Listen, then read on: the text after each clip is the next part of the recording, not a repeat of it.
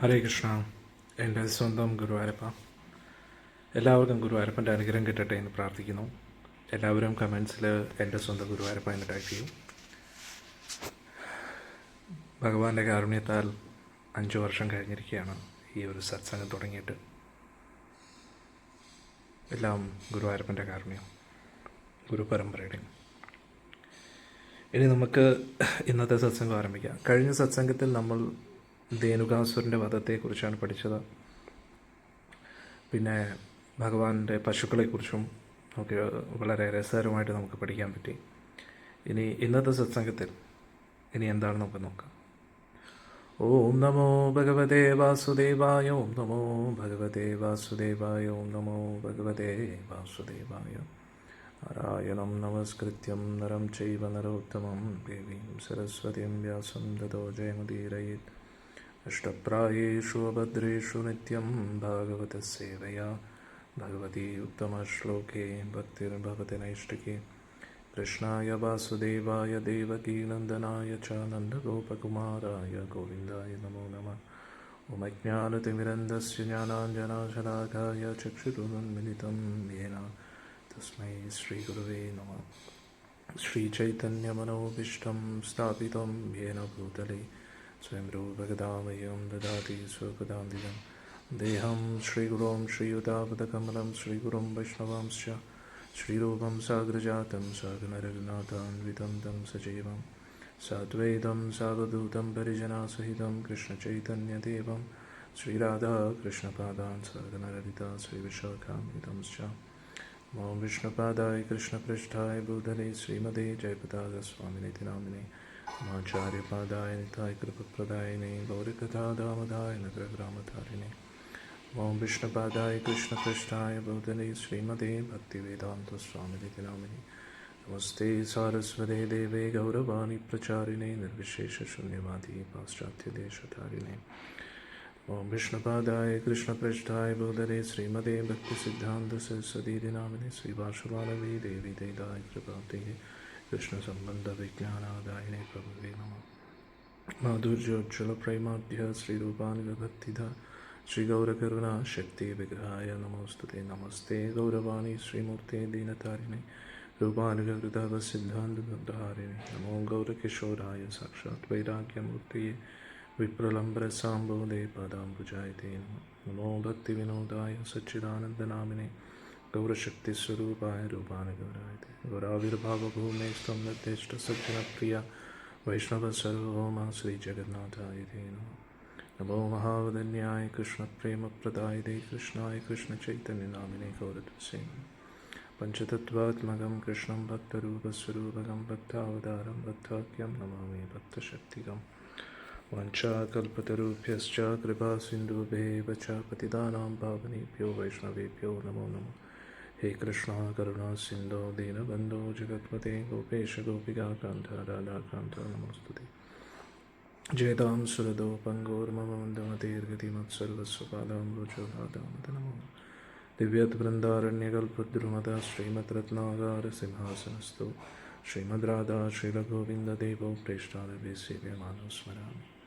ശ്രീമന്ദാസരസാരംഭീവം ശ്രീവടത്തരസ്ഥിതാകർഷൺവേന സ്വനേർഗോപിം ഗോപിനാഥസ്യസ്ഥലം.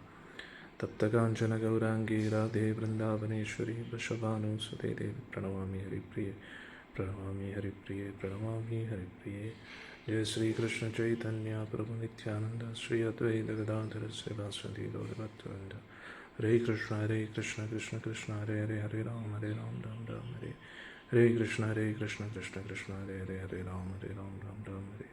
ഹരേ കൃഷ്ണ കൃഷ്ണ കൃഷ്ണ ഹരേ ഹരേ രാം രാം ഹരേ. മുഖം കരോതി വാചാലം പങ്കും ലങ്കായതേ ഗിരിം യത്കൃപാതമഹം വന്ദേ ശ്രീഗുരും ദീനതാരിണം പരമാനന്ദമാധവം ശ്രീചൈതന്യമീശ്വരം. ഹരി ഓം തത്സത്. ഹരേ കൃഷ്ണ. നമുക്ക് ചർച്ച തുടരാം.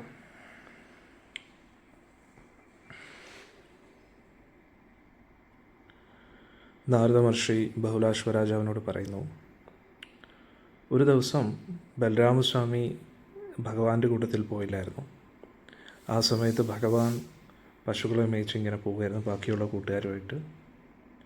ഭഗവാൻ യമുനാ തീരത്തേക്ക് എത്തി. ആ സമയത്ത് യമുന നദിയുടെ ജലം വിഷം കൊണ്ട് നിറഞ്ഞിരുന്നു. അന്നേരം കാരണം അവിടെ കാളിയൻ എന്ന് പറയുന്ന വലിയ നാഗം അവിടെ ഉണ്ടായിരുന്നു, നമുക്കെല്ലാവർക്കും അറിയാം. അപ്പോൾ ആ കാളിയൻ അവിടെ വസിക്കുന്നതിനാൽ ആ വെള്ളം മൊത്തം, ആ തീരത്തുള്ള വെള്ളം മൊത്തം മലിനമായിരുന്നു, മുഴുവൻ വിഷം കൊണ്ട് നിറഞ്ഞിരുന്നു. അങ്ങനെ പശുക്കളും ഗോപന്മാരുമൊക്കെ ആ വെള്ളം കുടിച്ച ഉടൻ തന്നെ അവരെല്ലാവരും മരിച്ചു വീണെന്നുള്ളതാണ്, നദീതീരത്ത് തന്നെ. പക്ഷെ ഭഗവാൻ വന്നൊന്ന് നോക്കിയപ്പോഴത്തേക്ക് അവർക്ക് വീണ്ടും ജീവൻ വെച്ചു. ഭഗവാന്റെ ആ കാരുണ്യത്തോടു കൂടി, ആ നോട്ടത്തോടു കൂടി തന്നെ പശുക്കളും കൂട്ടുകാരും എല്ലാവരും തിരിച്ച് ജീവനോടെ വന്നു. അപ്പോൾ ഭഗവാൻ തീരുമാനിച്ചു കാളിയന് ഒരു അന്ത്യം കൊടുക്കണമെന്ന്. അതുകൊണ്ട് ഭഗവാന്റെ അരയിലുള്ള ആ കെട്ട് ഒന്നും കൂടെ ഒന്ന് മുറുക്കി കെട്ടി, എന്നിട്ട് ഒരു വലിയൊരു കദംബ വൃക്ഷത്തിൻ്റെ മുകളിലേക്ക് ചാടിക്കയറുകയാണ് ഭഗവാൻ. എന്നിട്ട് ആ മരത്തിൻ്റെ ഏറ്റവും മുകളിലത്തെ കൊമ്പിൽ നിന്നും നദിയിലേക്ക് എടുത്ത് ഒറ്റച്ചാട്ടം. ഭഗവാൻ ചാടിയ ഉടൻ തന്നെ വിഷാംശം നിറഞ്ഞ ജലം വലിയൊരു ഒഴുക്ക് തന്നെ ഉണ്ടാക്കി.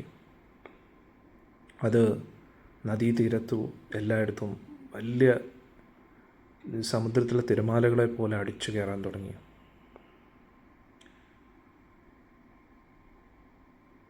ഇത് ഏകദേശം കാളിയൻ്റെ ഒരു കൊട്ടാരം പോലെയായിരുന്നു. അവിടെയാണ് കുഞ്ഞായിട്ടുള്ള ഭഗവാൻ കയറിയത്. ഇവിടെ പറയുന്നു കാളിയന് 100 തലകളുണ്ടായിരുന്നു. ഉടൻ തന്നെ കാളിയൻ ഭഗവാന് ചുറ്റും വാലുകൊണ്ട് മൊത്തത്തിൽ മൂടി, എന്നിട്ട് ഈ 100 തലകൾ കൊണ്ട് ഭഗവാനെ കടിക്കാൻ തുടങ്ങി. ഭഗവാന്റെ ആധ്യാത്മിക ശരീരത്തെ വലുതാക്കി അവൻ്റെ ആ ഒരു കെട്ടിൽ നിന്ന് രക്ഷപ്പെടുകയാണ്. 2 കൈ കൊണ്ട് ഭഗവാൻ വളരെ കുഞ്ഞാണ് കാളിയൻ്റെ മുമ്പിൽ. ഭഗവാൻ 2 കൈ കൊണ്ട് കാളിയൻ്റെ വാല് പിടിച്ചു. എന്നിട്ട് ചുരുട്ടി കറക്കി ഒരുപാട് ദൂരെ തൂക്കി എറിയുകയാണ്. കുറച്ച് കഴിഞ്ഞപ്പോഴത്തേക്ക് കുറേ നേരത്തേക്ക് കാളിയൻ എന്ത് ചെയ്യണമെന്ന് അറിയത്തില്ലായിരുന്നു. അന്നേരം ഒന്ന് ആലോചിച്ച് നോക്കണം, വെള്ളത്തിൻ്റെ അടിയിൽ വെച്ച് ഇങ്ങനെ ചുരുട്ടി എറിയുകയാണെങ്കിൽ അന്നേരം എന്തുമാത്രം പവറായിരിക്കും ഭഗവാനെന്ന് ആലോചിച്ച് നോക്കണം. കാരണം പുറത്ത് നമുക്ക് ഏതെങ്കിലും ഒരു വസ്തു അത് ഭാരം കുറഞ്ഞതാണെങ്കിൽ പോലും നമുക്കിങ്ങനെ കറക്കി എറിയാൻ പറ്റും. ഇത് വെള്ളത്തിൻ്റെ അടിയിൽ ഇങ്ങനെയായിരിക്കും, ഇങ്ങനെ കറക്കാൻ പറ്റുമെന്ന് പറഞ്ഞു. ഭഗവാൻ വളരെ വേഗതയിൽ ഈ 100 തലയുള്ള ഇത്രയും വലിപ്പമുള്ള ആ നാഗത്തെ കറക്കി ഒറ്റ എറിയുകയാണ്. അത് എത്രയോ ദൂരെ പോയി വീഴുകയാണ്. വീണ്ടും കാളിയൻ എഴുന്നേറ്റു. അവന് നല്ല ദേഷ്യമുണ്ടായിരുന്നു. എന്നിട്ട് ദേഷ്യത്താൽ കാളിയൻ വാല് വെച്ച് ഭഗവാന്റെ ഇടത് കൈ പിടിച്ചു എന്നുള്ളതാണ്. അതിനുശേഷം ഭഗവാന്റെ വലത് കൈയും പിടിച്ചു. അവസാനം 2 കൈയും ഇങ്ങനെ വാല് വെച്ച് ചുറ്റി വെച്ചിരിക്കുകയാണ്. പക്ഷെ ഭഗവാൻ വീണ്ടും അവനെ പിടിച്ച് ഒറ്റ എറിയുകയാണ്. അപ്പോഴേക്കും 100 പത്തികളുമായിട്ട് അവൻ വീണ്ടും ശക്തമായിട്ട് തിരിച്ചു വരികയാണ്. അപ്പം വീണ്ടും ഭഗവാൻ കാളിയൻ്റെ വാല് പിടിക്കുകയാണ്. എന്നിട്ട് വീണ്ടും ചുരുട്ടി ഒറ്റ എറിയുകയാണ്. അങ്ങനെ എറിയുന്ന സമയത്ത് കാളിയൻ വീണ്ടും ഭഗവാനെ കടിക്കുകയാണെന്നുള്ളതാണ്. ത്രിലോകങ്ങളിലെ ഏറ്റവും ശക്തനായിട്ടുള്ള നമ്മുടെ ഭഗവാൻ അപ്പം എന്ത് ചെയ്തു? മുഷ്ടി ചുരുട്ടി ഒറ്റ ഇടിയിടിച്ചു കാളിയനെ. ആ ഒറ്റ ഇടി കൊണ്ട് കാളിയൻ ബോധം കെട്ട് വീണു എന്ന് പറയുന്നു. അങ്ങനെ ഭഗവാന്റെ ഇടി കൊണ്ട് കാളിയൻ ആകെ ബോധം കെട്ട് കിടക്കുകയാണ്. അപ്പോഴേക്കും ഭഗവാൻ എന്ത് ചെയ്തു? അവൻ്റെ ആ 100 പത്തികളുടെ മുകളിൽ ചവിട്ടി കയറുകയാണ്. അവൻ്റെ ഓരോ പത്തിയിലും ഒരുപാട് രത്നങ്ങൾ കൊണ്ട് അലങ്കരിച്ചിരിക്കുന്നു. എന്നിട്ട് ഭഗവാൻ ഓടക്കുഴൽ കൊണ്ട് ഊതുകയാണ്. അപ്പോഴേക്കും ദേവന്മാരും പുഷ്പവൃഷ്ടി ചെയ്യുകയാണ്. അവരും ഭഗവാന്റെ ആ ഓടക്കുഴൽ നാദത്തിനൊത്തും തന്നെ അവരുടേതായിട്ടുള്ള വാദ്യോപകരണങ്ങളും വായിക്കുകയാണ്. എന്നിട്ട് ആ താളത്തിനൊത്ത് ഓടക്കുഴൽ നാദത്തിന് ഒത്ത് തന്നെ ഭഗവാൻ ഊതുന്ന ആ ഓടക്കുഴൽ നാദത്തിന് ഒത്ത് തന്നെ ഭഗവാൻ നൃത്തം ചെയ്യുകയാണ്. അങ്ങനെ നൃത്തം ചെയ്ത് ചെയ്ത് ഭഗവാൻ കാളിയൻ്റെ ഓരോ പത്തിയും അടിച്ച് ഒതുക്കുകയാണെന്നുള്ളതാണ്. കാരണം അവന് അപ്പോഴേക്കും ബോധം വന്നു. അന്നേരം ഒരു പത്തിയിൽ ചവിട്ടുമ്പോഴത്തേക്ക് മറ്റ് പത്തികളെല്ലാം കൂടെ കൊണ്ട് അവൻ കൊത്താനായിട്ട് വരും. അപ്പോഴത്തേക്കും ഏറ്റവും മുന്നിൽ ഏത് പത്തിയാണ് വരുന്നത് അതിൻ്റെ മുകളിലേക്ക് ഭഗവാൻ ചാടും. അവൻ്റെ പത്തി ആ ഒറ്റ ചവിട്ടോടുകൂടി ആ പത്തി ഒതുങ്ങും എന്നുള്ളതാണ്. അങ്ങനെ അവൻ്റെ എല്ലാ പത്തിയും ചവിട്ടി ഓടിച്ചു എന്നുള്ളതാണ് ഭഗവാൻ. ഇത് കണ്ടിട്ട് ഭയപ്പെട്ട് നാഗപത്നിമാരെല്ലാം ഭഗവാന്റെ മുമ്പിൽ വന്ന് വരികയാണ്. എന്നിട്ട് ഭഗവാന്റെ തൃപ്പാദത്തിൽ ഇങ്ങനെ നമസ്കരിച്ചിട്ട് പറയുകയാണ്. ഒരുപാട് കരഞ്ഞുകൊണ്ട് അവർ പറഞ്ഞു, ഭഗവാൻ ശ്രീകൃഷ്ണ ഭഗവാനെ, അങ്ങ് ഗോലോകത്തിലെ നാഥനാണ്, അങ്ങേക്ക് നമ്മൾ നമസ്കാരങ്ങൾ അർപ്പിക്കുന്നു. അങ്ങ് പരമദിവ്യോത്തമ പുരുഷനാണ്, കൂടാനുകൂടി ബ്രഹ്മാണ്ടങ്ങളുടെ അധിപനാണ്. അങ്ങേ നമ്മൾ വീണ്ടും വീണ്ടും നമസ്കരിക്കുന്നു. അങ്ങ് രാധാദേവിയുടെ നാഥനാണ്, വ്രജത്തിലെ നാഥനാണ്. അങ്ങേ നമ്മൾ നമസ്കരിക്കുന്നു. നന്ദമഹാരാജൻ്റെ പുത്രനാണ്, യശോദാമ്മയുടെ പുത്രനാണ് അവിടുന്ന്. അങ്ങേ നമ്മൾ നമസ്കരിക്കുന്നു. ഈ കാളിയനെ അങ്ങ് രക്ഷിക്കണം, അവന് മാപ്പ് കൊടുക്കണം. അങ്ങല്ലാതെ ഈ ത്രിലോകങ്ങളിൽ വേറൊരു ആശ്രയമില്ല. അങ്ങ് സാക്ഷാൽ ഹരിയാണ്, ശ്രേഷ്ഠരിൽ വെച്ച് ഏറ്റവും ശ്രേഷ്ഠൻ. അങ്ങ് പല പല രൂപങ്ങളെടുത്ത് പല പല ലീലകൾ ചെയ്യുന്നു എന്ന് പറയുകയാണ്. അങ്ങനെ പല പല സ്തുതികളാൽ നാഗപത്നിമാർ ഭഗവാനോട് ക്ഷമയാചിക്കുകയാണ്. അങ്ങനെ കാളിയൻ്റെ അഹങ്കാരം എല്ലാം തീരുകയാണ്. കാളിയൻ തലകുനിച്ച് ഭഗവാന്റെ മുമ്പിൽ പറയുകയാണ്, എന്നെ രക്ഷിക്കണം ഭഗവാനെ, എല്ലാ ആപത്തിൽ നിന്നും രക്ഷിക്കുന്ന ആളല്ലേ അങ്ങ് എന്ന് പറഞ്ഞു. അപ്പം ഭഗവാൻ പറഞ്ഞു, നിൻ്റെ ഭാര്യമാരും കുട്ടികളും ബന്ധുക്കളുമായിട്ട് രമണക ദ്വീപിലേക്ക് പോവുക. ഇന്നു മുതൽ ഗരുഡനും നിന്നെ ബുദ്ധിമുട്ടിക്കത്തില്ല. കാരണം നിൻ്റെ തലയിൽ എൻ്റെ പാദചിഹ്നമുണ്ടെന്ന് പറഞ്ഞു. ഭഗവാൻ നൃത്തം ചെയ്ത സമയത്ത് കാളിയൻ്റെ ഓരോ തലപ്പത്തിയിലും ഭഗവാന്റെ പാദം ചിഹ്നങ്ങൾ പതിക്കുകയാണ്. അതുകൊണ്ട് ഈ ചിഹ്നം കാണുന്നതുകൊണ്ട് ഗരുഡൻ നിന്നെ ഇനി ആക്രമിക്കത്തില്ലെന്ന് പറഞ്ഞു. നാഗമഹർഷി പറയുന്നു, അങ്ങനെ ഭഗവാനെ പൂജിച്ചു, ആരാധിച്ചു. എല്ലാവരും എല്ലാ നാഗപത്നിമാരും കാളിയനും എല്ലാവരും കൂടെ ചേർന്ന് ഭഗവാന്റെ ചുറ്റും പ്രദക്ഷിണം ചെയ്തു. എന്നിട്ട് നമസ്കരിച്ചിട്ട് കാളിയൻ ഭാര്യയും കുട്ടികളുമായിട്ട് രമണക ദ്വീപിലേക്ക് പോവുകയാണ്.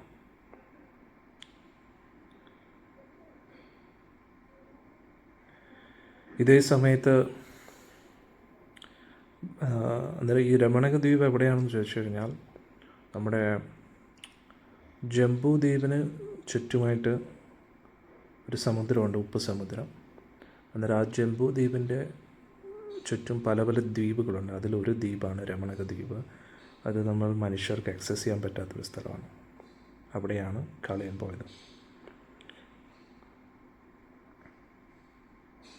നമ്മളിപ്പോൾ താമസിക്കുന്ന ജംബൂ ദ്വീപിൽ ഭാരതവർഷം, അതിൻ്റെ ഉള്ളിൽ ഭാരതഖണ്ഡമാണ് നമ്മുടെ ഭൂമി. അന്നേരം ഈ ഭൂമിക്ക് ചുറ്റും ഭൂമിയുടെ പല പ്രദേശങ്ങളുണ്ട് നമുക്ക് ആക്സസ് ഇല്ലാത്ത.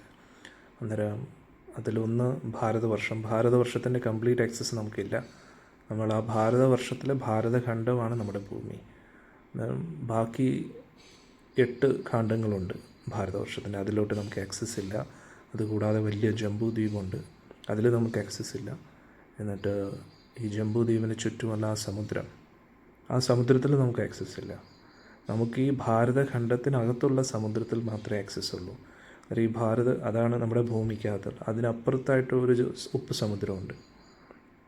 പക്ഷേ ഇവർ തമ്മിൽ, ഈ ലോകങ്ങൾ തമ്മിലെല്ലാം കണക്ഷൻസ് ഉണ്ട്. അതായത് നമ്മുടെ ഭൂമി വഴി നമുക്ക് പല യോഗ്യതയുള്ളവർക്ക് മറ്റ് ഖണ്ഡങ്ങളിലും മറ്റ് സമുദ്രങ്ങളിലും ഒക്കെ പോകാൻ പറ്റും.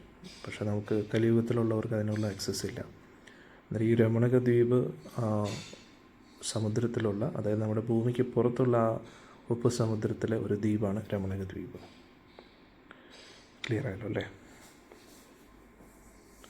അന്നേരം പിന്നെ ലങ്കയും അവിടെയാണ്. നമ്മുടെ ഇപ്പോഴത്തെ ശ്രീലങ്കയല്ല ആക്ച്വൽ ലങ്ക. ഇപ്പോഴത്തെ ലങ്ക എന്ന് പറയുന്നത് ഭഗവാന്റെ ലീല ഓർക്കാനായിട്ട്, അതിൻ്റെ സ്മരണയ്ക്കായിട്ട് കംപ്ലീറ്റ് ലങ്കയുടെ ഒരു ഭാഗം മാത്രമാണിത്. മനസ്സിലായത്? കാരണം ഹനുമാൻ സ്വാമി നമ്മുടെ ദക്ഷിണ ഭൂമി പ്രദേശത്തിൽ നിന്നും സമുദ്രത്തിൽ ലങ്കയിലേക്ക് ചാടുമ്പോൾ 100 യോജനയാണ്, 1200 കിലോമീറ്ററാണ് ചാടുന്നത്. അത് ഇന്നത്തെ 1200 കിലോമീറ്റർ അല്ല, അന്നത്തെ 1200 കിലോമീറ്റർ എന്ന്. അന്നേരം കാരണം 1 കിലോമീറ്റർ എന്ന് പറയുമ്പോൾ നമ്മൾ ഇന്നത്തെ കിലോമീറ്റർ കണക്കാണ്. ഇത്ര അടി അല്ലെങ്കിൽ ഇത്ര മീറ്റർ ആണല്ലോ 1 കിലോമീറ്റർ എന്ന് പറയുന്നത്. അന്നേരം അതിനനുസരിച്ചാണ് നമ്മൾ കാൽക്കുലേറ്റ് ചെയ്യുന്നത്. അന്നേരം നമ്മുടെ കാൽക്കുലേഷനും അപ്പുറത്താണ് അന്നത്തെ അതൊക്കെ. അന്നേരം അത് നമ്മൾ ഉദ്ദേശിക്കുന്ന പോലെയല്ല എന്ന് മനസ്സിലാക്കുക. പക്ഷെ ആ ലീലയുടെ സ്മരണയ്ക്കായിട്ട് ഭഗവാൻ നമുക്ക് അതിനെ ഓർമ്മിപ്പിക്കുന്ന രീതിയിൽ ചില ചിഹ്നങ്ങൾ ഇവിടെ നമുക്ക് ഇട്ട് തരികയാണ്, നമുക്ക് പൂജിക്കാനാണ്. അതാണ് അതിലെ ഒന്നാണ് നമ്മൾ ധനുഷ്കോടി രാമേശ്വരത്തിൽ പോയി കഴിഞ്ഞാൽ അവിടെ നമുക്ക് ഭഗവാൻ നിർമ്മിച്ച രാമസേതു അതിൻ്റെ കുറച്ച് ഭാഗം നമുക്ക് ആക്സസ് ചെയ്യാൻ പറ്റും. പക്ഷേ യഥാർത്ഥ ലങ്ക, യഥാർത്ഥ കംപ്ലീറ്റ് രാമസേതു അത് നമുക്ക് ആക്സസിബിൾ അല്ല എന്ന് മനസ്സിലാക്കുക. അന്നേരം ഇതിൻ്റെ ഇടയിൽ കാളിയൻ ഭഗവാൻ കൃഷ്ണനെ ബന്ദിയാക്കി ഭഗവാനെ പിടിച്ചു എന്ന് വിചാരിച്ച് നന്ദമഹാരാജും ബാക്കിയുള്ള ഗോപന്മാരെല്ലാവരും അവിടെ എത്തിയിരുന്നു. അവരെല്ലാവരും ഭയപ്പെട്ടു, ഭഗവാൻ എന്ത് പറ്റിയെന്ന്. ഭഗവാൻ എന്തെങ്കിലും ആപത്ത് പറ്റിയോ, കാളിയൻ ഭഗവാനെ എന്തെങ്കിലും ആപത്തിലാക്കിയോ എന്നൊക്കെ പേടിച്ചിരിക്കുകയായിരുന്നു. അപ്പോൾ അവരെത്തിയപ്പോഴത്തേക്ക് ഭഗവാൻ ഇങ്ങനെ ജലത്തിൽ നിന്ന് പുറത്തു വരുന്നതായിട്ട് കണ്ടു. എല്ലാവർക്കും വലിയ സന്തോഷമായി. നന്ദമഹാരാജ് ഭഗവാനെ ആലിംഗനം ചെയ്തു. നന്ദമഹാരാജിന് ഒരുപാട് സന്തോഷമായി, ഒരുപാട് ആനന്ദം അനുഭവിച്ചു. യശോദാമ്മയ്ക്കും ഒരുപാട് സന്തോഷമായി. ഭഗവാന്റെ നന്മയ്ക്കായിട്ട് യശോദാമ്മ ഒരുപാട് ബ്രാഹ്മണർക്ക് ദാനധർമ്മങ്ങൾ ചെയ്തു. എന്നിട്ട് അവർ കുറേ നേരമായിട്ട് അവിടെ നിൽക്കുകയായിരുന്നു, ഭഗവാനെക്കുറിച്ചൊരു വിവരമില്ലാതെ. അങ്ങനെ വിഷമിച്ചു. പിന്നെ കുറേ ദൂരത്ത് അവർ വന്നിരിക്കുന്നു, അവരുടെ വീടുകളിൽ നിന്നും. എല്ലാവരും വളരെയധികം തളർന്നിരുന്നു. അതുകൊണ്ട് യമുനാ തീരത്ത് തന്നെ അവരന്ന് വിശ്രമിക്കാമെന്ന് തീരുമാനിച്ചു. അപ്പോഴേക്കും ഈ കാട്ടിലുള്ള മുളകൾ തമ്മിൽ ഉരസി അവിടെ കാട്ടുതീ വ്യാപിക്കുകയാണ്. പക്ഷെ അതും ഒരു അസുരനായിരുന്നു. അങ്ങനെ തീ വളരെ ശക്തമായിട്ട് ചുറ്റും കവർ ചെയ്തു എല്ലാ ബ്രജവാസികളും ഭയപ്പെട്ട് ഭഗവാൻ കൃഷ്ണനെയും ബലരാമസ്വാമിയും ആശ്രയിച്ചു. അന്നേരം ഒന്ന് ആലോചിച്ച് നോക്കണം, ഇവിടെ ഭഗവാൻ എന്ന് പറഞ്ഞാൽ കൊച്ചുകുട്ടിയാണ്. പക്ഷെ എന്നാലും ബ്രജവാസികൾക്ക് ഉള്ളിൻ്റെ ഉള്ളിൽ നിന്ന് അറിയാം ഇത് ഭഗവാനാണെന്ന്. അതുകൊണ്ടാണ് അവർക്ക് ഏതൊരു പ്രശ്നം വന്നാലും ആദ്യം ഭഗവാനെ തന്നെയാണ് ആശ്രയിക്കുന്നത്.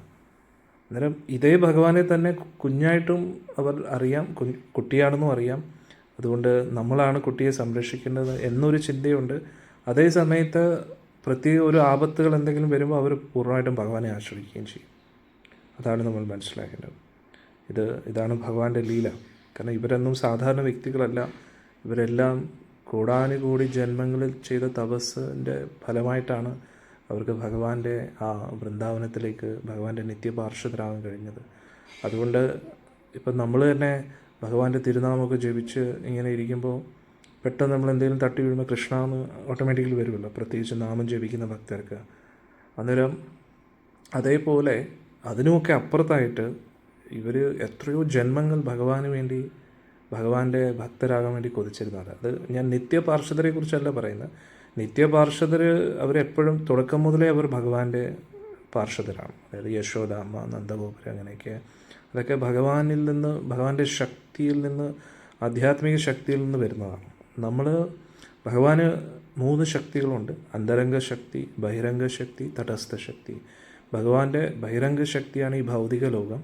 തടസ്ഥ ശക്തിയിലാണ് നമ്മൾ ബദ്ധാത്മാക്കൾ വരുന്നത്.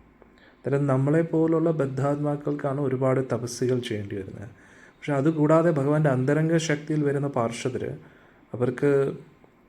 അവർ നേരത്തെ ഭഗവാന്റെ കൂട്ടത്തിലാണ്. അവർ ഒരിക്കലും വീഴത്തുമില്ല, അവർക്കൊരിക്കലും വീഴ്ചയില്ല. വീഴ്ച എന്ന് പറഞ്ഞാൽ എന്താണ്? അതായത് അധപ്പതനം. അതായത് ഭഗവാനിൽ ആധ്യാത്മിക ലക്ഷ്യങ്ങളെ മറന്നു പോകുന്നതിനെയാണ് അധപ്പതനം എന്ന് പറയുന്നത്. അന്നേരം അവരൊരിക്കലും ഭഗവാന്റെ ആഗ്രഹത്തിന് നിന്നും മാറുന്നില്ല. അവരെപ്പോഴും അവരൊരിക്കലും ഭൗതിക ശരീരം എടുക്കുന്നില്ല. അവരുടെ ശരീരം ആധ്യാത്മികമാണ്. മനസ്സിലാവുന്നുണ്ടോ? അന്നേരം നമ്മളാണ് ഭൗതിക ശരീരം എടുക്കുന്നത്. കാരണം നമുക്കെപ്പോഴും മായയിൽ പെട്ടുപോകാനുള്ള സാധ്യതയുണ്ട്. അന്നേരം ഇതിൽ നിന്നും നമ്മൾ മാറി തപസ്യ എന്ന് പറഞ്ഞാൽ ആധ്യാത്മിക ലക്ഷ്യത്തിന് വേണ്ടി കഠിന പ്രയത്നം, ആ ഒരു ഉയർന്ന ലക്ഷ്യത്തിന് വേണ്ടി ബുദ്ധിമുട്ടുകളൊക്കെ സഹിച്ചുകൊണ്ട് ശാരീരികമായിട്ടുള്ള സുഖഭോഗങ്ങളെ അകറ്റി നിർത്തുക, അതിനെയാണ് തപസ്യ എന്ന് പറയുന്നത്. അന്നേരം അങ്ങനെ നമ്മൾ ഭഗവാന്റെ നിത്യപാർഷദരായിട്ട് ഭഗവാന്റെ കാരുണ്യത്താൽ മാറണം. അതാണ് നമ്മുടെ ലക്ഷ്യം. അന്നേരം ഇവിടെ ഞാൻ പറഞ്ഞു വന്നത്, അതുകൊണ്ട് ഈ ഗോപന്മാർക്കൊക്കെ അവർക്ക് നേരത്തെ അറിയാം. കുറേ ഗോപന്മാർ തപസ്യയിലൂടെ വന്നവരുണ്ട്, പിന്നെ നിത്യപാർഷദരുണ്ട്. 2 പേരാണെങ്കിലും അവർക്ക് എപ്പോഴും ഭഗവാനെ ആശ്രയിക്കാൻ അറിയാം. അതുകൊണ്ട് ഇവിടെയും ചുറ്റും ഇങ്ങനെ കാട്ടുതീ വന്നപ്പോൾ അവർ ഭഗവാനെയും ബലരാമസ്വാമിയും പ്രാർത്ഥിച്ചു. ഭഗവാന്റെ മുമ്പിൽ കൈകുപ്പി എന്നിട്ട് ഗോപന്മാർ പറഞ്ഞു, കൃഷ്ണ കൃഷ്ണ ഭഗവാനെ, കൃഷ്ണ കൃഷ്ണ മഹാബാഹോ, അങ്ങ് ശരണാഗത വത്സല, പാഹി പാഹി വനേ കഷ്ടാത് ദവാഗ്നേ സജനം പ്രഭോ. സുന്ദരമല്ലേ? പറഞ്ഞു, ഭഗവാനെ, അങ്ങ് ശരണാഗതരായവരോട് കാരുണ്യം കാണിക്കുന്ന ആളല്ലേ, അങ്ങ് രക്ഷിക്കണം. അങ്ങ് നമ്മളെല്ലാം അങ്ങയുടെ സ്വന്തം ആൾക്കാരല്ലേ, ഈ കാട്ടുതീയിൽ നിന്ന് നമ്മളെ രക്ഷിക്കാനുമേ. ഉടൻ തന്നെ ഭഗവാൻ പറഞ്ഞു, ഒട്ടും ഭയപ്പെടേണ്ട, നിങ്ങളുടെ കണ്ണ് അടച്ചാൽ മതി എന്ന് പറഞ്ഞു. എല്ലാവരും കണ്ണടയ്ക്കാൻ പറഞ്ഞു. ഉടൻ തന്നെ യോഗേശ്വരനായ ഭഗവാൻ, യോഗികളുടെ ഈശ്വരനായ ഭഗവാൻ എന്ത് ചെയ്തു? ആ അഗ്നിയെ മുഴുവൻ ഭക്ഷിച്ചു എന്ന് പറയുന്നു. ഭഗവാൻ വാ തുറന്നു എല്ലാ അഗ്നിയും കൂടെ അങ്ങ് അകത്തോട്ടാക്കി.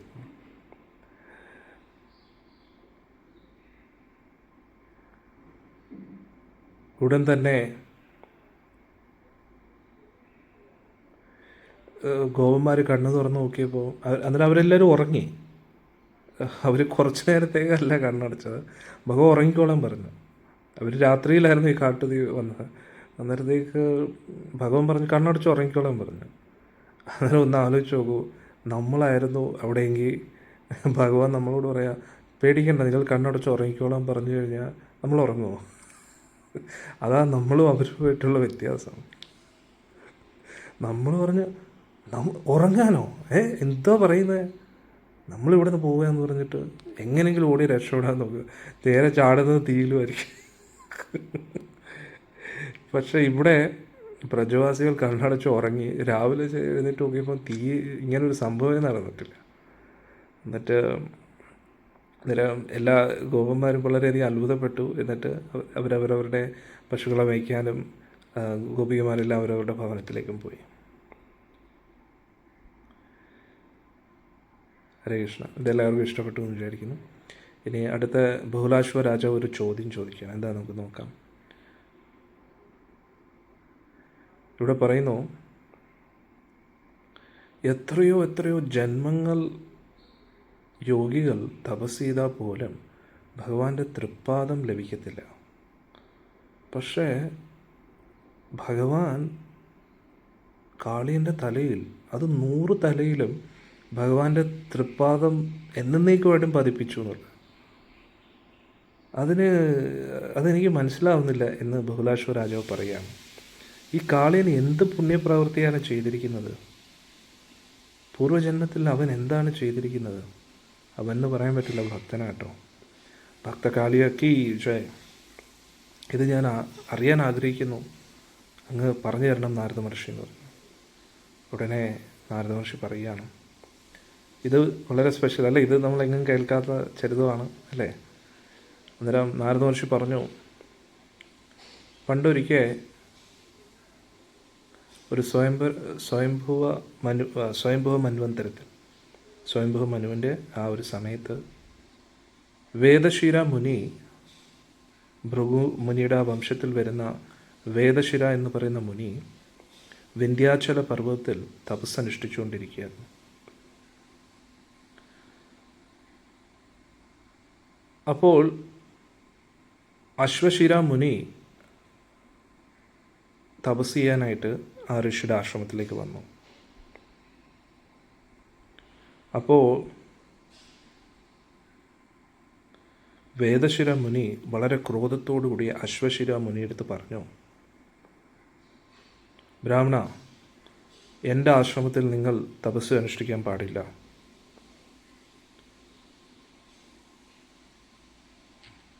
നിനക്ക് തപസ് ചെയ്യാൻ വേറൊരു സ്ഥലവും കിട്ടിയില്ലേ എന്ന് വേദശിര ഋഷി ചോദിച്ചു. അങ്ങനെ ആ വേദശിര ഋഷിയുടെ വാക്കുകൾ കേട്ടപ്പോൾ അശ്വശിര ഋഷി വളരെയധികം ക്രുദ്ധനായി. കണ്ണുകൾ ചുമന്നുകൊണ്ട് അദ്ദേഹം പറഞ്ഞു, അശ്വശിര ഋഷി പറഞ്ഞു, ഋഷേ, ഇത് ഭഗവാന്റെ സ്ഥലമാണ്, ഇത് എൻ്റേതോ നിൻ്റേതോ ആയിട്ടുള്ള സ്ഥലമല്ല. എത്രയോ ഋഷിമാർ ഇതിനു മുമ്പേ തപസ് ചെയ്തിട്ടുണ്ട്. ഒരു കാരണവും ഇല്ലാതെ നീ എന്നോട് ക്രുദ്ധനായി. നീ പാമ്പിനെ പോലെ ശ്വാസം എടുത്തുകൊണ്ടിരിക്കുകയാണ്.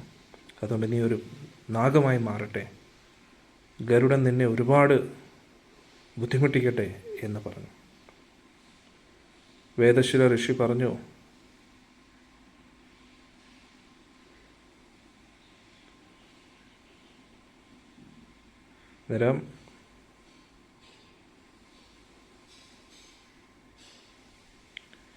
അന്നേരം വേദശിര ഋഷിയുടെ ആശ്രമമായിരുന്നു അവിടെ. അശ്വശിര ഋഷിയാണ് അവിടെ തപസ് ചെയ്യാൻ വന്നത്. അന്നേരം അശ്വശിര ഋഷി എടുത്ത് ദേഷ്യപ്പെട്ടു. ഉടൻ തന്നെ അശ്വശിര ഋഷി വേദശിര ഋഷിയെ ശപിച്ചു, നീ ഒരു നാഗമായി പോട്ടെ.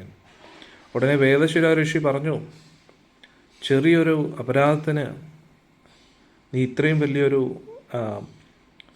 ശാപമാണ് എനിക്ക് തരുന്നത്. നീ ഒരു കാക്കയെ പോലെയാണ്, അതുകൊണ്ട് നീ ഒരു കാക്കയായി പോട്ടെ എന്ന് പറഞ്ഞു. ഹരേ കൃഷ്ണ. അപ്പോൾ ഉടനെ നാരദ മഹർഷി പറയുന്നു, അവിടെ ഭഗവാൻ സ്വയം അവിടെ പ്രത്യക്ഷപ്പെട്ടു, 2 ഋഷിമാരെയും ആശ്വസിപ്പിച്ചു. രണ്ടുപേരും വളരെയധികം വിഷമത്തിലായിരുന്നു. കാരണം വേദശിര ഋഷി നാഗമാകാൻ പോവുകയാണ്, അശ്വശിര ഋഷി ഇനി കാക്കയാകാൻ പോവുകയാണ്. ഭഗവാൻ പറഞ്ഞു, നിങ്ങൾ 2 പേരും എൻ്റെ പ്രിയപ്പെട്ട ഭക്തരാണ്. നിങ്ങൾ 2 പേരും എൻ്റെ 2 കൈകൾ പോലെയാണ്. അതുകൊണ്ട് ഋഷിമാരെ, എൻ്റെ വാക്കുകൾ എനിക്ക് അസത്യമാക്കാൻ പറ്റും, പക്ഷേ എൻ്റെ ഭക്തരുടെ വാക്കുകൾ എനിക്ക് ഒരിക്കലും അസത്യമാക്കാൻ കഴിയില്ല. അതെൻ്റെ പ്രതിജ്ഞയാണ്. വേദശിര, ഞാൻ എൻ്റെ പാദചിഹ്നം നിൻ്റെ ശിരസിൽ പതിപ്പിക്കാം. അതുകൊണ്ട് നിനക്ക് ഗരുഡനെ ഭയപ്പെടേണ്ട ആവശ്യമില്ല. അശ്വശിര, നീ വിഷമിക്കണ്ട. നീ കാക്കയുടെ രൂപത്തിലാണെങ്കിലും നിനക്ക് അതീന്ദ്രിയ ജ്ഞാനം കാണും, ഒരുപാട് സിദ്ധികളും കാണും, ത്രിലോകങ്ങളിൽ ഏറ്റവും പൂജനീയനുമായിരിക്കുന്നു. ഇത് പറഞ്ഞതിന് ശേഷം ഭഗവാൻ പോയി അവിടെ അപ്രത്യക്ഷമായി. അങ്ങനെ അശ്വശിര ഋഷി ഭുഷുണ്ടൻ എന്ന് പറയുന്ന ഒരു കാക്കയാവുകയാണ്. ഈ ഭുഷുണ്ടൻ വളരെ ശ്രീരാമസ്വാമിയുടെ വലിയ ഭക്തനാണ്, കേട്ടിട്ടുണ്ടോ അല്ലേ? ഈ ഭുഷുണ്ടൻ എന്ന് പറയുന്ന ഒരു കാക്കയായിട്ട് നീലാപർവ്വതത്തിൽ നിൽക്കുകയാണ്. ഇവിടെ നാരദ മഹർഷി പറയുന്നു, ഭുഷുണ്ടൻ എന്ന് പറയുന്ന കാക്ക വളരെ വലിയ ഭക്തനാണ് ശ്രീരാമസ്വാമി. വളരെ ശക്തനായിരുന്നു, എല്ലാവിധ ശാസ്ത്രങ്ങളും അറിയാം. ഈ ഭുഷുണ്ടൻ എന്ന് പറയുന്ന കാക്കയാണ് ഗരുഡസ്വാമിക്ക് രാമായണം പറഞ്ഞു കൊടുത്തത്. ഹരേ കൃഷ്ണ.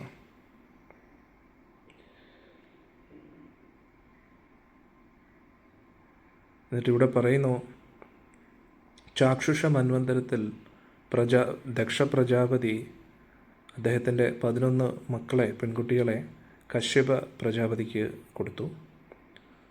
അതിൽ കദ്രുവായിരുന്നു ഏറ്റവും മൂത്തത്, ദക്ഷൻ്റെ മകളിൽ. അതേ കദ്രു തന്നെയാണ് ഇപ്പോൾ രോഹിണി ദേവി ആയിരിക്കുന്നത്, വസുദേവരുടെ ഭാര്യയായിട്ട്. എന്നിട്ട് ബലരാമസ്വാമി മകനായിരിക്കുകയാണ് എന്ന് പറയുന്നു. കദ്രു കോടാനുകോടി നാഗങ്ങൾക്ക് ജന്മം നൽകി. അവരുടെ എല്ലാം തലയിൽ അമൂല്യമായിട്ടുള്ള രത്നങ്ങൾ ജന്മനാ തന്നെ അവരുടെ തലയിലുണ്ടായിരുന്നു. ചിലവർക്ക് 500 തലകളുണ്ടായിരുന്നു, ചിലർക്ക് 100 തലകളുണ്ടായിരുന്നു. അതിൽ വേദശിരൻ കാളിയനായി എന്ന് പറയുന്നു. അനന്തശേഷൻ എല്ലാ നാഗങ്ങളുടെയും രാജാവാണ്, ശ്രേഷ്ഠരിൽ വെച്ച് ഏറ്റവും ശ്രേഷ്ഠനാണ്, ഏറ്റവും മൂത്ത ആളായി. അതേ അനന്തശേഷൻ ബലരാമസ്വാമിയാണ്, ബലരാമസ്വാമി അനന്തശേഷനാണ് എന്ന് പറയുന്നു. അത് സാക്ഷാൽ ഭഗവാൻ തന്നെയാണ് എന്ന് പറഞ്ഞു. ഇവിടെ പറയുന്നു, ഒരു ദിവസം ഭഗവാൻ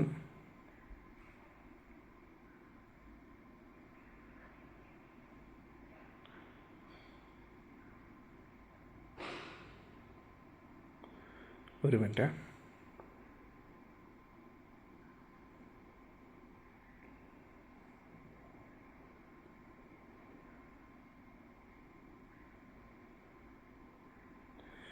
ഒരു ദിവസം ഭഗവാൻ കൃഷ്ണൻ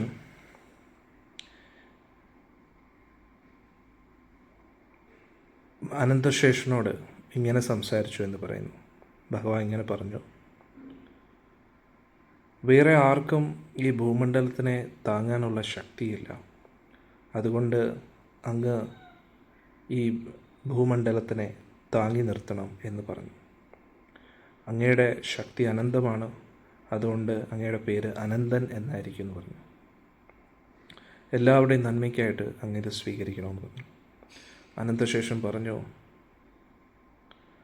ശരി ഭഗവാനെ, ഞാൻ അങ്ങനെ ചെയ്യാം. പക്ഷേ എത്ര കാലത്തോളം ഞാനിത് പിടിച്ചു നിർത്തണം, ഇങ്ങനെ തലയിൽ ചുമക്കണം, അതിനൊരു കാലാവധി വയ്ക്കണം. അങ്ങനെ ഞാൻ ഭൂമണ്ഡലത്തിനെ താങ്ങാൻ പറഞ്ഞു. ഉടൻ ഭഗവാൻ പറഞ്ഞു, അങ്ങയുടെ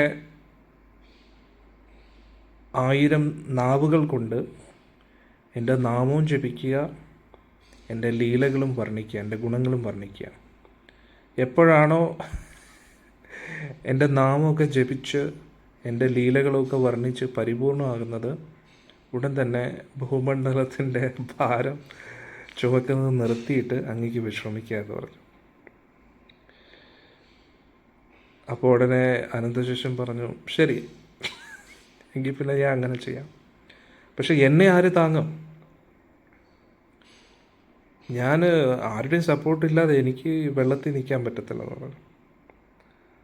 ഉടൻ ഭഗവാൻ പറഞ്ഞു, ഞാൻ തന്നെ കൂർമ്മമായിട്ട് അങ്ങേ താങ്ങി നിർത്താമെന്ന് പറഞ്ഞു.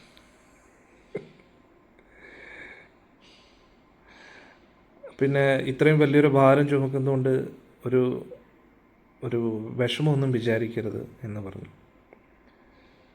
അന്നേരം ഇവിടെ നാരദ മഹർഷി പറയുന്നു, അങ്ങനെ അനന്തശേഷൻ ഭഗവാന്റെ മുമ്പിൽ നമസ്കരിച്ചു.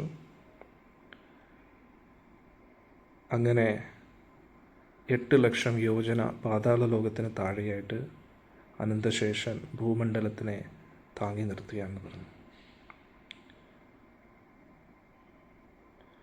ഇവിടെ പറയുന്നു, ഒറ്റ കൈയിലാണ് അനന്തശേഷൻ ഈ ഭൂമണ്ഡലത്തിനെ പിടിച്ചു നിർത്തുന്നത്. അന്നേരം നാഗരൂപത്തിലാണെങ്കിലും ഭഗവാന് ദിവ്യ ശരീരമുണ്ടല്ലോ. അന്നേരം യഥാർത്ഥത്തിൽ അനന്തശേഷൻ ഒറ്റ കൈയിലാണ് ഈ ഭൂമണ്ഡലത്തിനെ മുഴുവൻ പിടിച്ചു നിർത്തുന്നതെന്ന് പറയുന്നു. ഹരേ കൃഷ്ണ.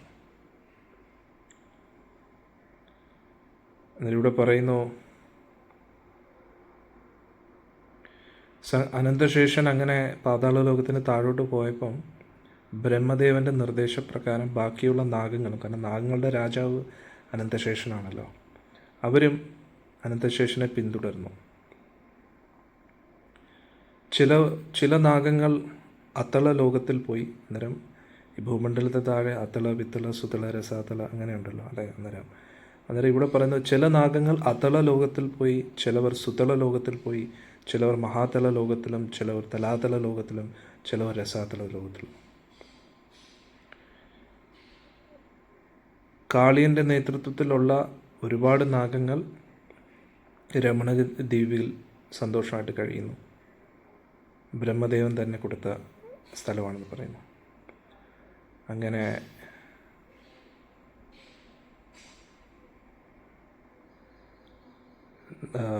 നാരദ മഹർഷി ബഹുലാശ്വര രാജുവിനോട് പറയും, ഇതാണ് കാളിയൻ്റെ കഥ, ഇതിലൂടെ എല്ലാവർക്കും സന്തോഷം ലഭിക്കും, ഈ ലോകത്തും അടുത്ത മുക്തിയും ലഭിക്കും എന്ന് പറയുന്നു. ഹരേ കൃഷ്ണ. അതായത് ഇന്ന് നമ്മൾ കാളിയൻ്റെ ഈ ലീല കേട്ടില്ലേ, കാളിയൻ്റെ കഥയും കേട്ടു, അനന്തശേഷനെയും കുറിച്ചും കേട്ടു. അന്നേരം ഇതിൽ പറയുന്നു, ആരൊക്കെയാണോ ഇത് കേൾക്കുന്നത് അവർക്ക് അടുത്തൊരു ജന്മമില്ല. കൺഗ്രാജുലേഷൻസ്. അന്നേരം അതുകൂടാതെ അവർക്ക് എല്ലാ സന്തോഷങ്ങളും ഈ ലോകത്തിൽ ലഭിക്കും. സന്തോഷമായില്ലേ? ഇനി അതിൻ്റെ തുടർച്ച. ഉടനെ ബഹുലാശ്വ രാജാവ് ഒരു ചോദ്യം ചോദിച്ചു.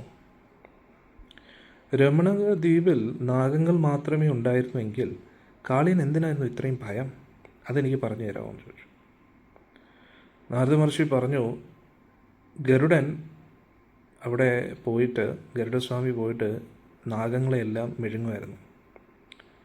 അങ്ങനെ ഒരു ദിവസം ഗരുഡൻ ഇങ്ങനെ ശാന്തനായിട്ടിരുന്നപ്പോൾ നാഗങ്ങളെല്ലാവരും അവിടെ ചെന്നിട്ട് പറഞ്ഞു, ഗരുഡ, നമസ്കാരങ്ങൾ അർപ്പിക്കുന്നു, അങ്ങ് സാക്ഷാൽ ഭഗവാന്റെ വാഹനമാണ്. നമ്മൾ നാഗങ്ങളെയൊക്കെ ഇങ്ങനെ തിന്നുകൊണ്ടിരുന്നു കഴിഞ്ഞാൽ നമ്മളെങ്ങനെ ജീവിക്കും? അതുകൊണ്ട് മാസത്തിലൊരിക്കൽ നമ്മൾ പല പല ഓരോരോ മാറി ഓരോരോ നാഗങ്ങൾ അങ്ങേക്കായിട്ട് പല പല ഭക്ഷണ പദാർത്ഥങ്ങൾ കൊണ്ടുവരാം. പല പല പഴവർഗ്ഗങ്ങളും നല്ല മധുരമായിട്ടുള്ള തേനും അതും ഇതും എല്ലാം കൊണ്ടുവരാം പല പല സ്ഥലങ്ങളിൽ നിന്നും. അപ്പോൾ ഉടനെ ഗരുഡസ്വാമി കുറച്ച് നേരം ആലോചിച്ചിട്ട് പറഞ്ഞു, പക്ഷേ എനിക്ക് ഒരു നാഗവും കൂടെ വേണമെന്ന് പറഞ്ഞു. ഭഗവാന്റെ ഭക്തരിൽ ഒരേ ഒരു നോൺ വെജ് കഴിക്കാൻ അധികാരവും അവകാശമുള്ള ഒരേ ഒരു ഭക്തൻ ഗരുഡസ്വാമിയാണ്. ഭഗവാന്റെ ഭക്ഷണം മീനും പാമ്പുകളും ഒക്കെയാണ് ഗരുഡസ്വാമിയുടെ. വേറെ ആർക്കും നോൺ വെജ് കഴിക്കാനുള്ള അധികാരമില്ല. ഗരുഡസ്വാമി മീനും നോൺ വെജും എന്തും കഴിച്ചാലും ആൾ പരിശുദ്ധരാണ്. കിടിലോ അല്ലേ? അന്നേരം ഇവിടെ പറഞ്ഞു, ഓക്കെ അതൊക്കെ ഞാൻ കഴിക്കാം, പക്ഷെ എന്നാലും എനിക്കൊരു നാഗവും കൂടെ വേണമെന്ന് കഴിക്കാൻ.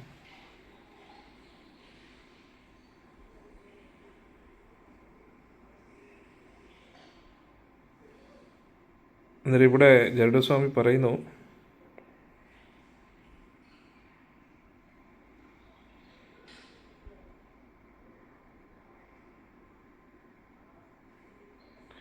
ഒരു മിനിറ്റ്,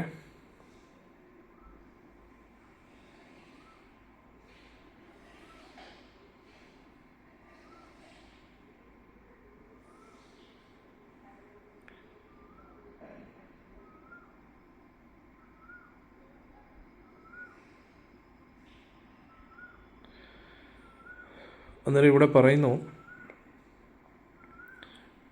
എൻ്റെ പ്രധാന ഭക്ഷണം നാഗങ്ങളാണ്. അന്നേരം നിങ്ങൾ ഈ തരുന്ന എല്ലാം എനിക്ക് താമ്പൂലം പോലെയുള്ളെന്ന്, മധുരമല്ല. അന്നേരം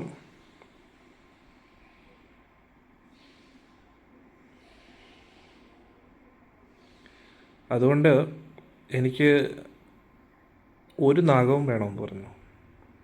അപ്പോൾ ഉടനെ നാഗങ്ങളെല്ലാവരും പറഞ്ഞു, ശരി അങ്ങനെ തന്നെ ആവട്ടെ എന്ന്. അതുകൊണ്ട് കാരണം ഇവിടെ വന്ന് പറക്കി തിന്നുന്നതിന് പകരം ഒരു നാഗത്തെയും കൊടുക്കാം, ബാക്കി കുറച്ച് ഭക്ഷണവും കൂടെ കൊടുക്കാം. അന്നേരം പിന്നെ ഗരുഡസ്വാമി ഹാപ്പി ആയിട്ടിരിക്കട്ടെ എന്ന് വിചാരിച്ചു. അങ്ങനെ നാരദ മഹർഷി പറഞ്ഞു, നാഗങ്ങളെല്ലാം അതിന് സമ്മതിച്ചു. അന്നേരം മാസത്തിലൊരിക്കൽ നാഗങ്ങളെല്ലാവരും കൂടെ ഒത്തുകൂടി ഒരു നാഗത്തെയും ഒപ്പം കുറേ ഭക്ഷണ പദാർത്ഥങ്ങളും കൊടുക്കുമായിരുന്നു. അന്നേരം ഇവരെല്ലാം രമണക ദ്വീപിലാണ് വസിക്കുന്നത്. അവിടെ അവരുടേതായിട്ടുള്ള ഭവനമുണ്ട്, കൊട്ടാരങ്ങളുണ്ട്. കാരണം ഇത് സാധാരണ നാഗമല്ല, ഇപ്പോൾ നമ്മൾ മനുഷ്യരെ പോലെയാണ് ദേവന്മാരും കാണാനിരിക്കുന്നതെങ്കിലും, അതായത് ഏകദേശം ഒരേപോലെയാണെങ്കിലും അവർക്ക് നമ്മളെക്കാട്ടി ഒരുപാട് ശക്തിയും ഉണ്ടല്ലോ. അതേപോലെ ഈ നാഗങ്ങളെയും നമ്മൾ ഈ ലോകത്ത് കാണുന്ന നാഗങ്ങളെ പോലെയാണ് ഇരിക്കുന്നതെങ്കിലും അവർക്ക് ഇവിടുത്തെ നാഗങ്ങളെക്കാട്ടി ഒരുപാട് ശക്തിയുണ്ട്, ഒരുപാട് വ്യത്യാസമുണ്ട്. അവിടുത്തെ ഓരോ മൃഗങ്ങൾക്കും വ്യത്യാസമുണ്ട്. ഇവിടെയും കുതിരകളുണ്ട്, ദേവലോകത്തും കുതിരകളുണ്ട്. അതേപോലെ അന്നേരം കാളിയൻ്റെ ആ ഒരു ഇങ്ങനെ ടേൺ ബൈ ടേൺ ആയിട്ട് ഓരോരോ നാഗങ്ങളുടെയും ടേണായിരുന്നു. അന്നേരം കാളിയൻ്റെ ടേണായിരുന്നു ഇപ്രാവശ്യം എന്തോ കഴിക്കാനുള്ള അതൊക്കെ തയ്യാറാക്കി കൊടുക്കുന്നത്. അന്നേരം ഉടനെ എന്ത് ചെയ്തു, കാളിയന് ദേഷ്യം വന്നിട്ട് ഗരുഡസ്വാമിക്ക് വെച്ചിട്ടുള്ള ഭക്ഷണം എല്ലാം കഴിച്ചു. അന്നേരം ഇത് ഗരുഡസ്വാമി അറിഞ്ഞ ഉടനെ ഗരുഡസ്വാമിക്ക് ഭയങ്കര ദേഷ്യമായി. ഉടൻ തന്നെ കാളിയനെ വന്ന് ചവിട്ടാൻ തുടങ്ങി. ചവിട്ടി കാളിയൻ ബോധം പോയെന്നുള്ളതാണ്.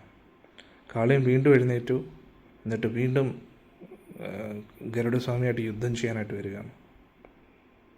കാളിയൻ ഉടൻ തന്നെ 100 പത്തികളും വിടർത്തി എന്നിട്ട് ഗരുഡസ്വാമിയെ കൊത്താൻ തുടങ്ങി. ഉടൻ തന്നെ ഗരുഡസ്വാമി കൊണ്ട് കാളിയനെ കൊത്തിയെടുത്തു എന്നുള്ളതാണ്. എന്നിട്ട് മുകളിൽ നിന്ന് താഴോട്ട് ഒറ്റയേറി. എന്നിട്ട് 2 ചിറക് വെച്ച് തുടർച്ചയായിട്ട് അങ്ങോട്ടും ഇങ്ങോട്ടും അടിച്ചു എന്നുള്ളതാണ്. ഗരുഡസ്വാമിയുടെ ചിറകെന്ന് പറഞ്ഞാൽ ഭയങ്കര പവറാണ്. ഒറ്റ ചിറകടിയോടുകൂടി എന്താ പറയുക, വലിയ കൊടുങ്കാറ്റ് വീഴും, അത്രയ്ക്ക് പവറാണ് ചിറകുകൾക്ക്. ആ 2 ചിറക് വെച്ച് അടി കിട്ടിയത് എന്തുമായിരിക്കും അല്ലേ. അങ്ങനെ എങ്ങനെയൊക്കെയോ ഗരുഡസ്വാമിയുടെ വായിൽ നിന്ന് രക്ഷപ്പെട്ടു കാളിയൻ. എന്നിട്ട് ചിറകുകളെ ആക്രമിക്കാൻ തുടങ്ങി. എന്നിട്ട് ഗരുഡസ്വാമിയുടെ വാല് വെച്ച് ഇങ്ങനെ ചുറ്റി വളഞ്ഞു എന്നുള്ളതാണ്. എന്നിട്ട് വീണ്ടും വിഷം കടിച്ചു കയറ്റാൻ തുടങ്ങി. അപ്പോഴേക്കും ഗരുഡസ്വാമി ദേഷ്യം വന്നു. ഉടൻ തന്നെ വായിലിങ്ങനെ കൊത്തിയെടുത്തു. എന്നിട്ട് വീണ്ടും തറയിലേക്ക് മലത്തി അടിച്ചു എന്നുള്ളതാണ്. എന്നിട്ട് വീണ്ടും അങ്ങോട്ടും ഇങ്ങോട്ടും വലിച്ചഴിക്കാൻ തുടങ്ങി. എങ്ങനെയൊക്കെയോ കാളിയൻ ഭയപ്പെട്ട് ഗരുഡസ്വാമിയുടെ വായിൽ നിന്ന് രക്ഷപ്പെടുകയാണ്. അപ്പോഴേക്കും ഗരുഡൻ പുറവേ ഓടി എന്നുള്ളതാണ്. ഏതൊക്കെ ദ്വീപുകളിൽ പോയോ അവിടെയൊക്കെ ഈ ഗരുഡസ്വാമി പുറകെ ഉണ്ടായിരുന്നു. സപ്തസമുദ്രങ്ങളും സപ്തദ്വീപുകളും കഴിഞ്ഞു. ഭാരതവർഷത്തിലെ എല്ലാ ഖണ്ഡങ്ങളിലും പോയി, അവിടെയും എല്ലാം ഉണ്ടായിരുന്നു. ഉടൻ തന്നെ ഗരുഡൻ അവിടെയെല്ലാം ഉണ്ടായിരുന്നു. അവസാനം കാളിയൻ ഭൂർലോകം ഒരു മിനിറ്റ്.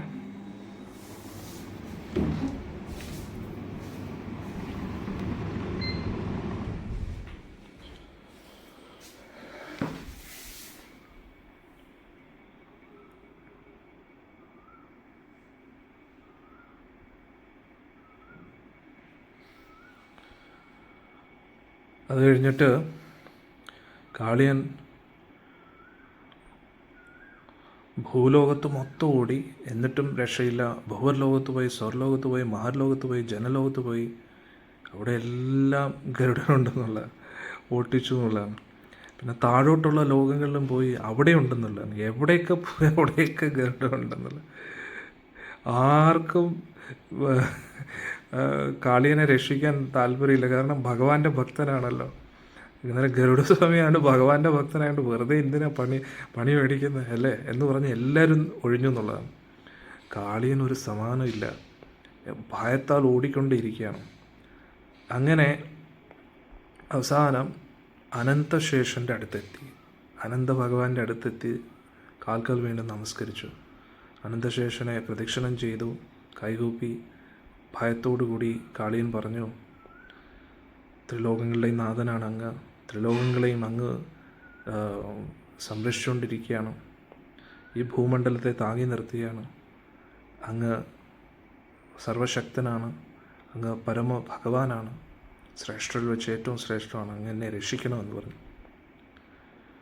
കാളിയൻ ഇത്രയും ഭയത്താലും വിഷമിച്ചു ഇരിക്കുന്നത് കണ്ടിട്ട് ആ സ്തുതിയും കേട്ടിട്ട് അനന്തശേഷം പറഞ്ഞു, ഇല്ല, ആപത്തുകളെ മാറ്റുന്ന അനന്തശേഷം പറഞ്ഞു, കാളിയ, ഞാൻ പറയുന്നത് കേൾക്കൂ, നിനക്കൊരു രക്ഷയില്ല, അതിലൊരു സംശയമില്ല.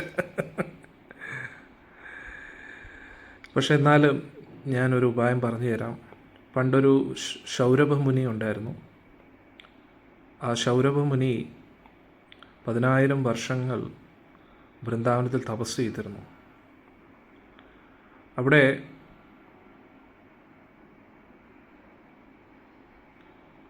മീനുകളുടെ ആ ഇണചേരുന്നതൊക്കെ കണ്ടിട്ട് ശൗരഭമുനിക്ക് ഗൃഹസ്ഥ ജീവിതത്തിലേക്ക് പോകാൻ താല്പര്യം തോന്നി. അങ്ങനെ അദ്ദേഹം മന്ഥത മുനിയുടെ 100 പെൺകുട്ടികളെ വിവാഹം കഴിച്ചു. ശൗരഭമുനിക്ക് ഭഗവാൻ ഒരുപാട് സമ്പത്തും ഐശ്വര്യവും കൊടുത്തു. അങ്ങനെ മന്ഥാത മുനി ആ ഐശ്വര്യം കണ്ടപ്പോൾ ഒരുപാട് അത്ഭുതം തോന്നി.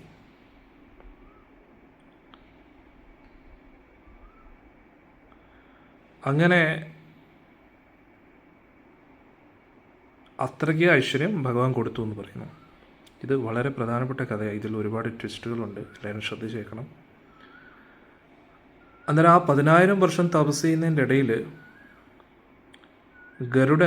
ഗരുഡസ്വാമി മീനുകളെ പിടിച്ച് തിന്നുന്നതായിട്ട് കണ്ടു. അന്നേരം മീൻ ഇത്രയും ദുഃഖത്തിൽ കണ്ടപ്പോൾ ശൗരഭമുനി പൊതുവെ ദയ തോന്നിയിട്ട് ഗരുഡസ്വാമിയെ ശപിച്ചു.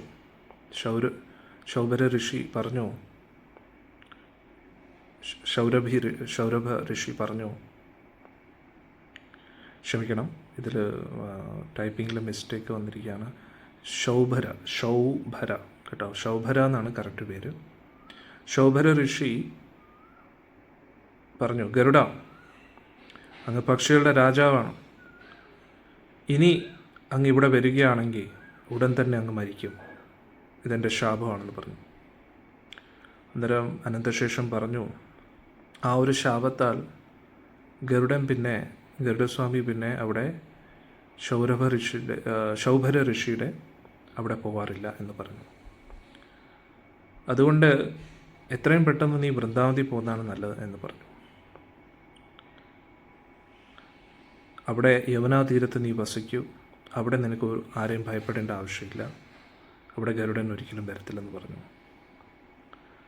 ഉടനെ നാരദ മഹർഷി പറഞ്ഞു, അങ്ങനെ ആ അനന്തശേഷൻ്റെ വാക്കുകൾ കേട്ടുകൊണ്ടാണ് കാളിയൻ എല്ലാ ബന്ധുക്കളുമായിട്ട് യമുനാ തീരത്ത് പോയത്, യമുനാ നദിയിൽ പോയതും. അവിടെ നിന്ന് ഭഗവാൻ വീണ്ടും രമണ്യക ദ്വീപിലേക്ക് പറഞ്ഞയക്കുകയാണ് കേട്ടോ. എല്ലാവർക്കും ഇഷ്ടപ്പെട്ടു എന്ന് വിചാരിക്കും. അന്നേരം ഇതിലുള്ള ട്വിസ്റ്റ് എന്താണെന്ന് വെച്ച് കഴിഞ്ഞാൽ,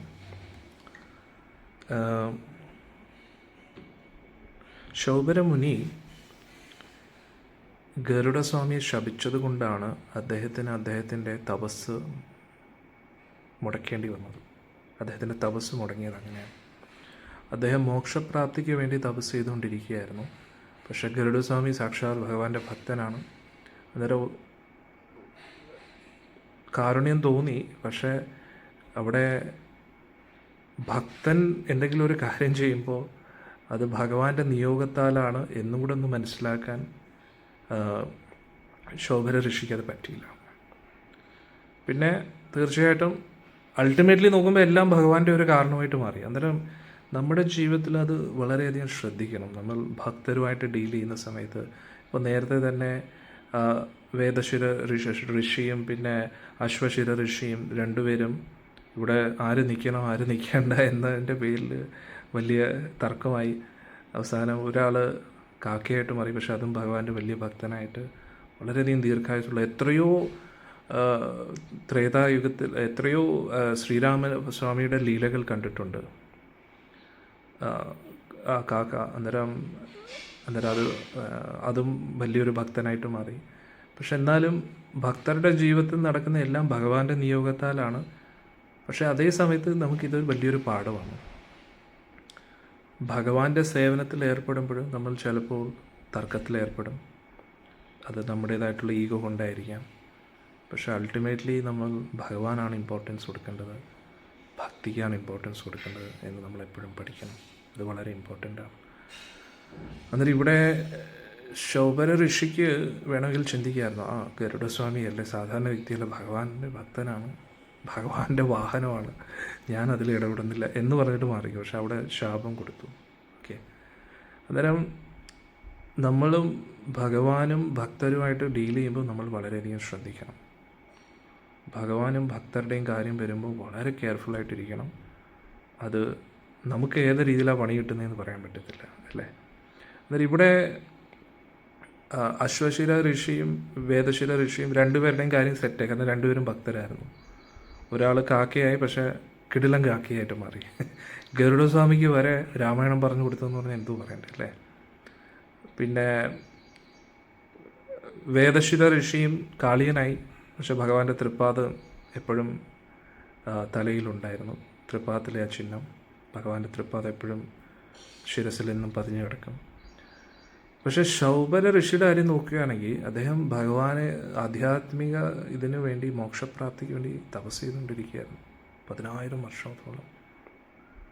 പക്ഷേ ആ തപസ്യയുടെ ഇടയിൽ ആ ഗരുഡസ്വാമിയെ ശപിച്ചതിനാൽ ആളുടെ ലക്ഷ്യത്തിൽ നിന്ന് വ്യതിചലിച്ചു. ഇത് പറയാനുള്ള ഒരു യോഗ്യതയും നമുക്കില്ല, പക്ഷെ എന്നാലും നമുക്കൊരു പാഠമാണ്.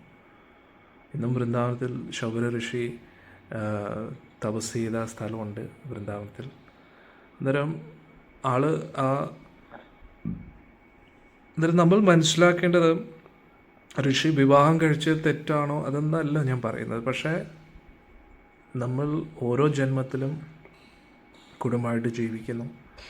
അങ്ങനെ കുറേ ജന്മങ്ങൾ കുടുംബമായിട്ട് ജീവിച്ചതിന് ശേഷമായിരിക്കാം ചിലപ്പം ഭഗവാന്റെ കാരണത്താൽ കുടുംബജീവിതമൊന്നും ഇല്ലാതെ പരിപൂർണമായിട്ടും ഭഗവാന് വേണ്ടി ജീവിതം സമർപ്പിക്കാൻ ഒരു അവസരം കിട്ടുന്നത്. അങ്ങനെയുള്ള ഒരു മാർഗത്തിൽ തിരിഞ്ഞിട്ട് അത് പിന്നെ നമുക്ക് ഒരു അപരാധം സംഭവിക്കുമ്പോഴാണ് നമുക്ക് ആ ഒരു മാർഗത്തിൽ നിന്ന് വ്യതിചലിക്കാൻ ഉള്ള ഒരു സാധ്യത വരുന്നത് നമ്മളെപ്പോഴും മനസ്സിലാക്കുക. അന്നേരം ഇതെല്ലാം നമുക്ക് പാഠമാണ്.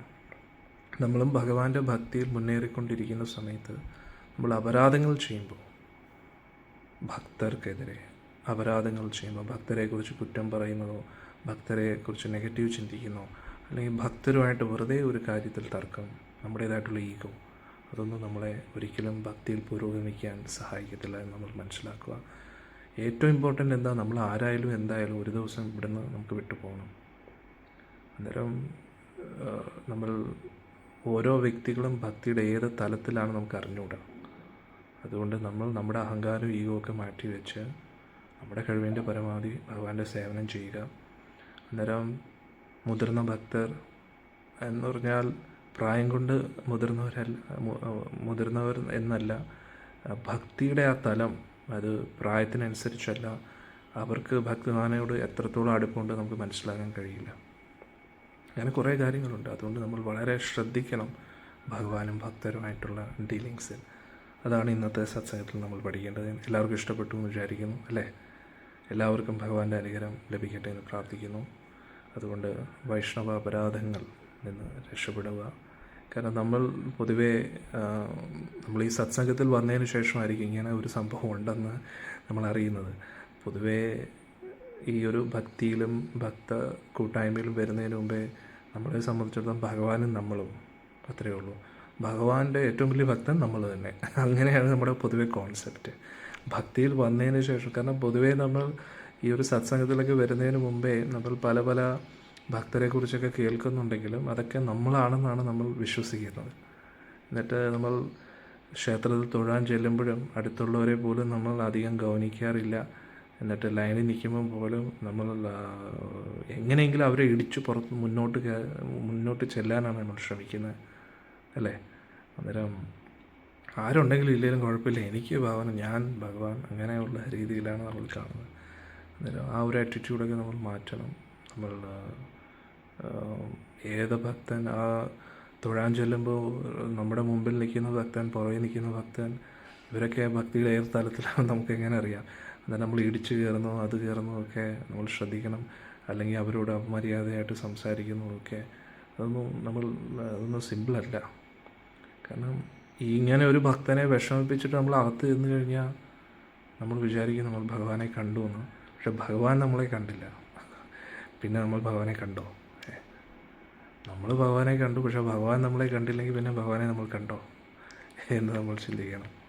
ദർശനം എന്ന് പറഞ്ഞാൽ നമ്മൾ ഭഗവാനെ കാണുന്നതല്ല, ഭഗവാൻ നമ്മളെ കാണണം. അപ്പോഴാണ് ദർശനം സമ്പൂർണ്ണമാവുന്നത്. അതാണ് നമ്മൾ മനസ്സിലാക്കേണ്ടത്. ഹരേ കൃഷ്ണ. അതാണ് ഇന്നത്തെ സത്സംഗത്തിൽ. അപരാധങ്ങളിൽ നിന്ന് നമ്മൾ വളരെ ശ്രദ്ധിക്കണം. ഭക്തരെ ഒരിക്കലും വിഷമിപ്പിക്കരുത്. ഭക്തർ വിഷമിപ്പിച്ചാൽ ഭഗവാൻ വിഷമിച്ചു. ഭഗവാൻ വിഷമിപ്പിച്ചാൽ പിന്നെ എന്ത് ചെയ്തിട്ട് എന്ത് കാര്യം? അതുകൊണ്ട് നമ്മൾ വളരെ ശ്രദ്ധിക്കണം. അതാണ് ഇന്നത്തെ സത്സംഗം നമ്മൾ പഠിക്കേണ്ടത്. ഹരേ കൃഷ്ണ. ഇനി അടുത്ത വീഡിയോയിൽ നമുക്ക് കാണാം.